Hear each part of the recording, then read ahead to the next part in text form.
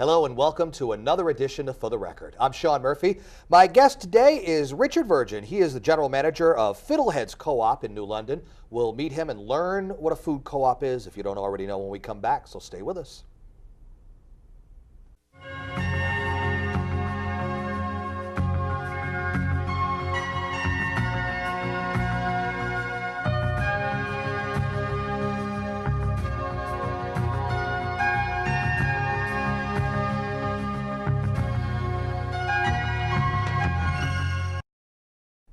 Welcome back to For the Record. I'm Sean Murphy. My guest today is Richard Virgin. He is the general manager of Fiddleheads Co-op located in New London. We're going to talk about that, but basically food co-ops in general. It's his first time on the show, so welcome to the show. Thank you. We had one of your cohorts on from Fiddleheads maybe a year or so ago. What was her? Sheila. Sheila was on. So let's start with a basic question in case people don't know. What is a food co-op? Well, a food co-op is set up to provide a food service, really, for a community that usually can't be met in another way by having an emphasis on natural and organic foods. And that's really what our business is providing that kind of food choice for people in southeastern Connecticut. And the co-op part is that there's no corporate capital or anything like that behind the co-op. People join and pay a membership fee, and really that makes them owners in the co-op. So all the decisions are made, the money's raised, the elections of officers and board members and so forth all takes place through the owner members of the co-op, and they make the decisions about what we're going to do and not do, and how big we're going to get or not get, and those kinds of things. Now you said you sign up for a membership, but you don't actually have to have one to shop there. But if you do have one, you get the big savings, right? Right. If you're a member, you get a discount. And our business is probably around 54% non-members and 46% members, which is true of co-ops across the country. There are a lot of people who desire to shop there, but for various reasons don't take out a membership. If you're a member, just strictly by your membership, you get a 2% discount on your shopping. We also have member appreciation days 4 times a year when they get 10% off on their shopping. Oh, wow. It also gives them the opportunity to become what we call working members, which is volunteers at the co-op. Our operation up until actually 18 months ago was run totally by working members. We didn't have any paid employees until 18 months ago. The working members, by donating their time, if they put in 5 hours a month, they get a 5% discount. 10 hours a month, they get a 10% discount. So it's really all incentive. I mean, you could really rack up the savings just by being more involved. Well, it certainly is helpful. Yeah, and also, depending on how much shopping you do, the cost of your membership will more than make up for the cost. All you need to do is a little bit of shopping, and your membership basically is paid for by the savings you'll get. The membership fee is a one-time payment of $175, and that's not an individual membership, that's a household membership. And there can be up to 4 adults in the household. So, depending upon your living situation, a number of people may be able to come in on the same membership and take advantage of the savings and the opportunities to be working members. And the other thing is, as a member, you also have the opportunity to buy pre-order items. In other words, if you want to get a case of yogurt rather than 1 or 2 cartons, or a case of peanut butter, or something like that, as a member you can order it, and you pay our cost plus 20% handling, which is a significant savings over just buying it off the shelf. Now, how was it? You said you talked in the beginning about why.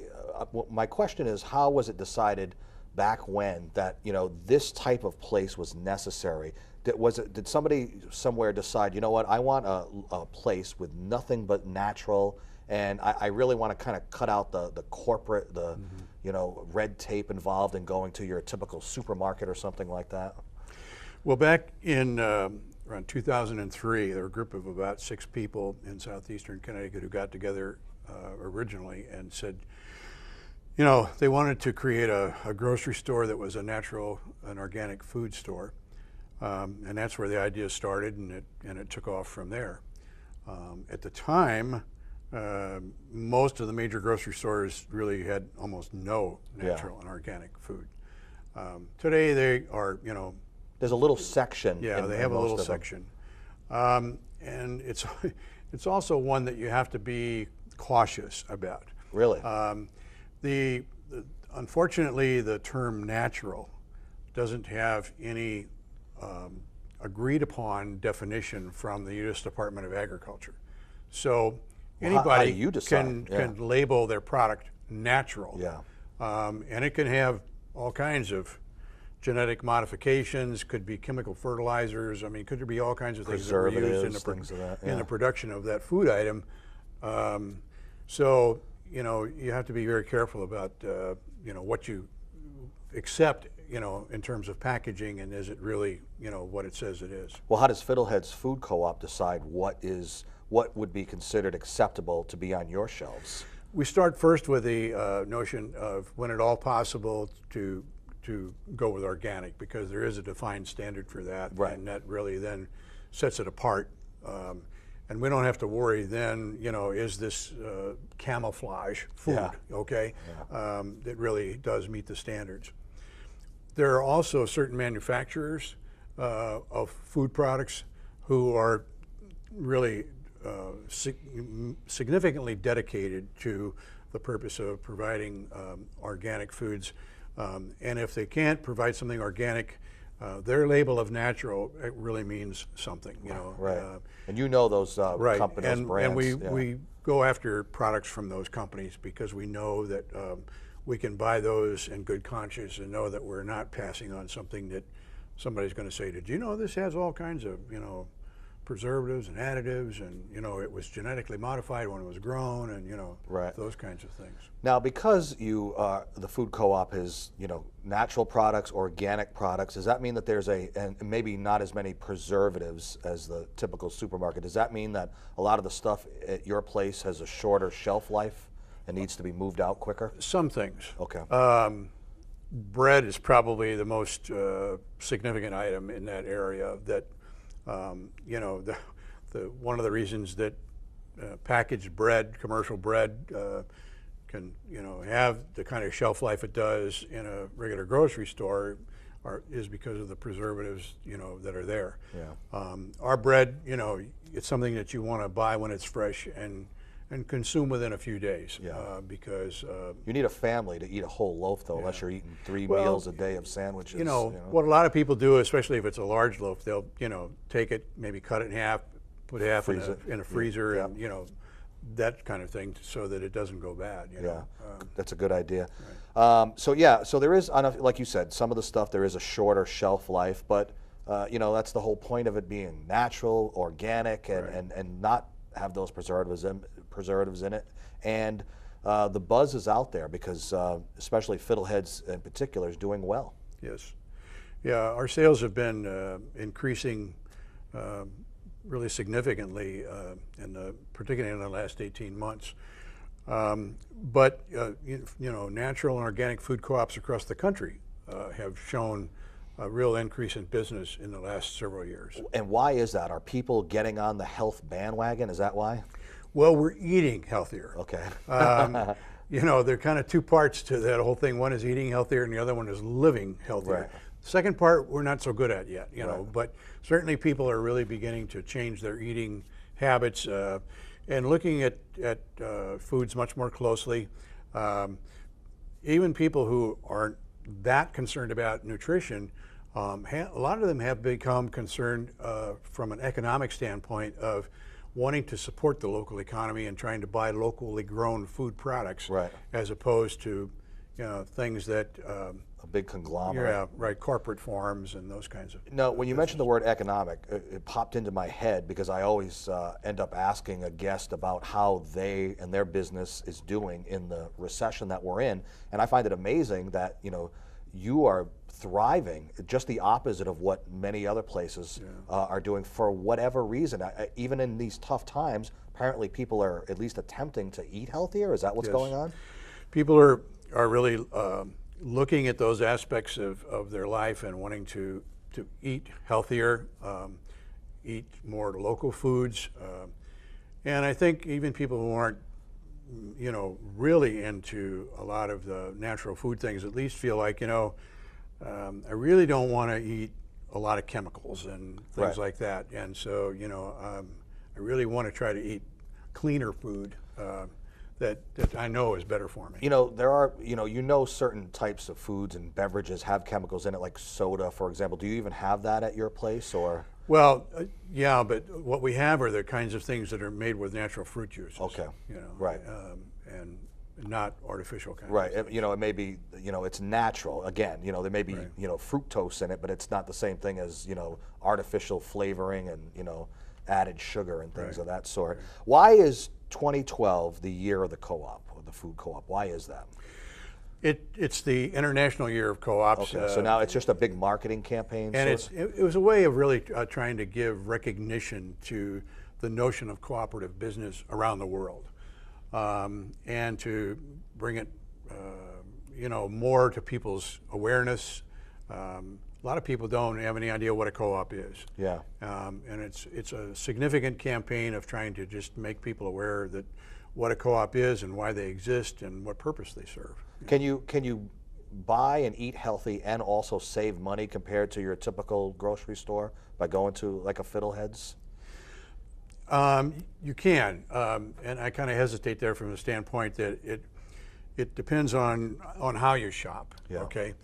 Part of what we face is that the reality of items that we have, like in our produce department, a lot of those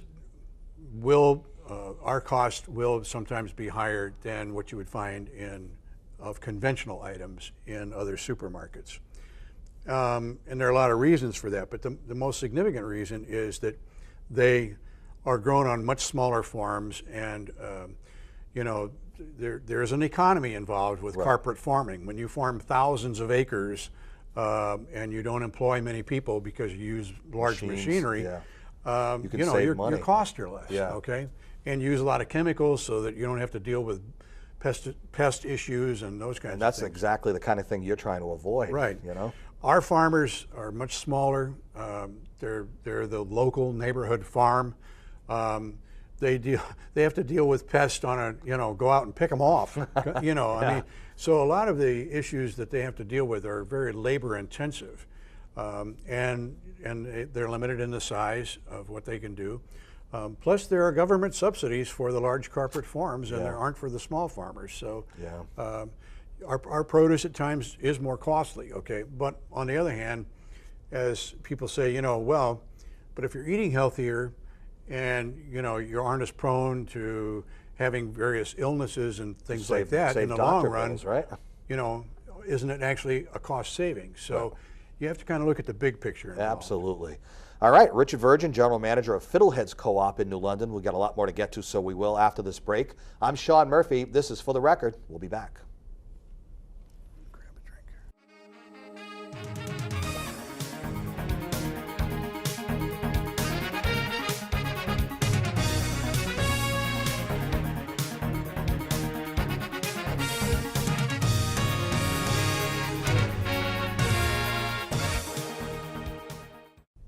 Welcome back to For the Record. I'm Sean Murphy. My guest today is Richard Virgin. He is General Manager of Fiddleheads Co-op, a great food co-op in New London.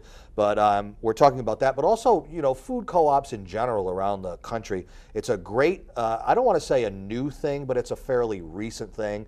People are, you're doing well. Food co-ops in general are doing well. So I guess the word is getting out somewhat. Maybe part of it is because people are cognizant of the fact that they should be eating healthier, because as well as food co-ops are doing, there's a whole bunch of fast food restaurants that exist on every corner, every intersection, Yeah.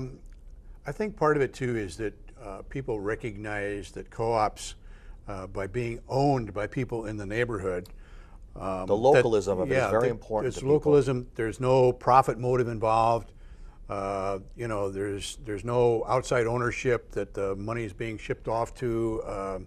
So, you know, it really is something that supports the local community. Right. Now, in the last segment, you were talking about the local farmers that you use, and they're much smaller. Do you specifically target a specific type of farmer, and maybe the way that they grow? And like you said, obviously they're not going to use chemicals, the ones that you're interested in. How do you find them? How do you target them? And how do you get them to be a part of your co-op? There are a couple of different ways. The State Department of Agriculture in Connecticut puts out a list, and it's on their website, of the farms in Connecticut that are certified organic farms. So, you know, that's one place that we go. Also, just the networking among that group of people is very strong. Right. You know, when we start dealing with, you know, Farmer Jones, who's an organic farmer and raises maybe sweet corn, and you know, he kind of collaborates with his neighbor down the road, who's an organic farmer, who raises a lot of broccoli, and you try to sell to the same and he'll place, say, hey, you know, you should go see so and so, because, you know, he's got something else that you know, that you're going to want. And it's that kind of personal networking that leads us to people as well. Word of mouth is the best form of advertising, That's right. Aside from being on this show, of course, for you too. You know, and we want to emphasize again that a food co-op, you know, you can have a membership, and it is certainly advantageous to do that, but anybody can walk in off the street and purchase a good, clean, organic, natural products. You don't necessarily have to have a membership. Right, and that's one of the things that a lot of people don't understand. They know that there is membership available, and they'll come in and say, "I'm not a member. Can I shop here?" You know, and we try to really assure them, yeah, it's an open market for anybody who wants to shop. You know. Yeah. Is New London a good location, in your opinion, for a food co-op? You know, as far as southeastern Connecticut goes, it's one of the larger cities population-wise, but it's also a very diverse culture here, and we're different. You know, with different income levels, is that a good situation for a food co-op to be in? Well, I think so. Scale of economics. We try to do a couple things. One is that we have a what we call a product request book, which is a notebook that's in the front of the store. And if a customer comes in and says, you know, I'm looking for a certain product, and it's one that we don't carry, we tell them, write it in a product book, and, you know, we'll do what we can to get it and have it in the store, and we'll try it for a while and see how it sells, you know. And I think people of, you know, all economic strata appreciate that, knowing that, you know, it isn't so much that they walk in the store and are sort of given a message of, here's what we have, so here's what you have to buy. Right. It's more about, you know, here's what we have right now, and if you want us to have other stuff, let us know. You know. They have to come back and buy it, though. They can't just you know, request it and then have it just sit on the shelf and not go to it. You know. Yeah, we try to do a good job of letting people know when something they've requested comes in, so that they will come back to. Now, you know, we talked a lot about the organic stuff. Obviously, you know, fresh produce, fruits and vegetables, breads you mentioned, but you know, as far as comparing it to you know, a typical grocery store, as far as the variety of products there, people might assume that there might be a limited amount of things only because of what it is, the all natural, the organic. Talk a little bit more specifically about, you know, the different products that you have. Everything. Well, really. we really run the gamut of, I mean, it's hard for me to think of something that we don't have at this point. Right, well then there you go. You know, we have been, until recently, we were limited in that we had only frozen meat. Now it's flash frozen, it's the beef and pork and so forth. We really, you know, make sure that it comes from farms that do a humane treatment and don't put antibiotics and things like that into the feed that the animals get and so forth, and really focus on those things. But until recently, you know, all of our selections of meat and fish and poultry have been frozen. We're starting a new program actually next week, in which people will be able to have fresh seafood. And it's called Gabe's Fish Club. And it kind of works like a CSA does for produce, where, with those you buy a membership that's usually just for the summer with produce, and you go each week and you get a box of produce, and you don't know what you're going to get until you get there. And a lot of times they give you recipes of what to do with the vegetables that you might not be familiar with. Right. This is sort of the same idea. You'll pay a membership, and then each week you go and pick up. It's either going to be that you get just fin fish, if that's what you want, or fin fish and shellfish. It'll be the same thing in terms of you go and you go, oh, this is what I get this week, and recipes with it to show you what to do with it. And then, the following week you bring that container back and you get a new one, Right. with some different, seafood. This comes out of Point Judith, and it's Where I go like from Block Island amazingly from there. fresh. Yeah.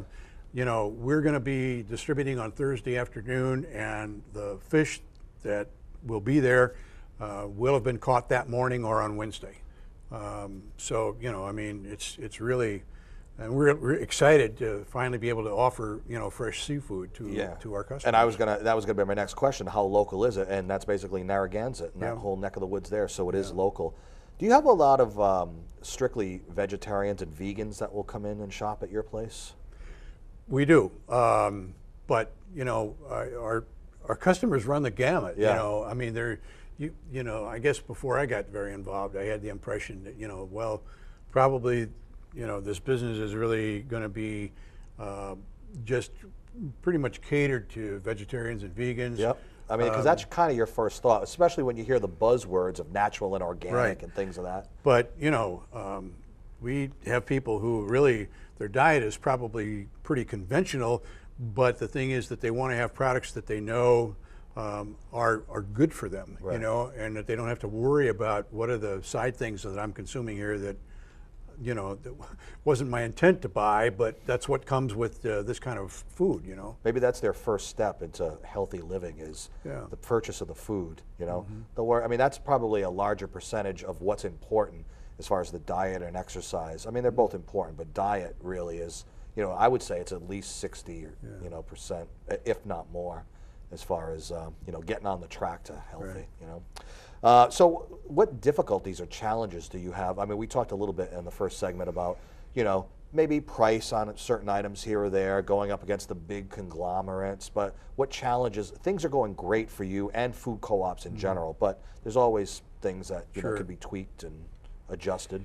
Well, as a fledgling business and as a business that doesn't have, big corporate funding behind it and that kind of thing, we initially have been in a position of having to buy used equipment in terms of our refrigeration and that kind of thing to use in the store. And along with that comes a host of problems Right. in terms of how long it's going to hold up and how many repairs it's going to take, and that's been probably our biggest struggle is keeping the equipment, expanding and having enough equipment and then keeping it operational. Those refrigerators and freezers are going to be necessary, Yeah. as we're taping this show in Yeah. the dead of summer, that's for sure. But you know what, like you said, it's doing great, and sky's the limit for you. I wanted to talk about you for a second and your role as GM. What does a GM of Fiddleheads Co-op do on a day-to-day basis? An awful lot of coordination. Yeah? Really. Is that right? We have now we have 13 employees, and at any one time we probably have about 45 working members who are putting time in each week, making sure that we've got people there for the busy times and those kinds of things, making sure that the equipment is up and running, seeing that some of the little tweaks of things of just keeping the store clean and things like that really happen. One of the things about the growth of business, you get more traffic through the store. It takes more to keep the store that's up right. and that kind of thing. And as we become more successful, people's expectations raise about what they expect when they come in, and they should. Right. That some of the stuff that in the beginning, That to let slide. yeah, maybe not that so much now. people were like tolerant of some of the stuff that didn't look so good, and that kind of thing. Now it's like, hey, come on, you're a real store here, so Yeah. let's you need to act like one. By the way, the success that you've been having recently, was that a way for you to be able to actually have paid employees now as opposed to just the volunteers? Did it come about because of that? Yeah, it's really one of those things that's sort of the chicken and the egg kind of thing. Right. In that, we had to get to a point of having, turning a certain amount of money through the co-op to be able to hire our first employees. Okay. With actually having, employees, we were able to provide some better service. Right. So our business increased. Right.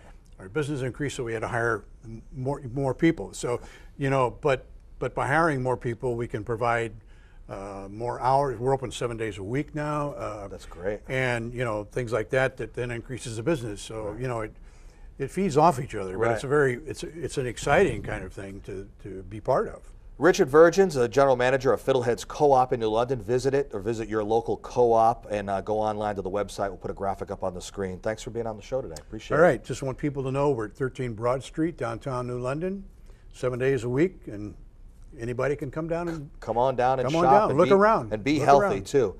That's it for another edition of For the Record. I'm Sean Murphy. We will see you next time. Take care.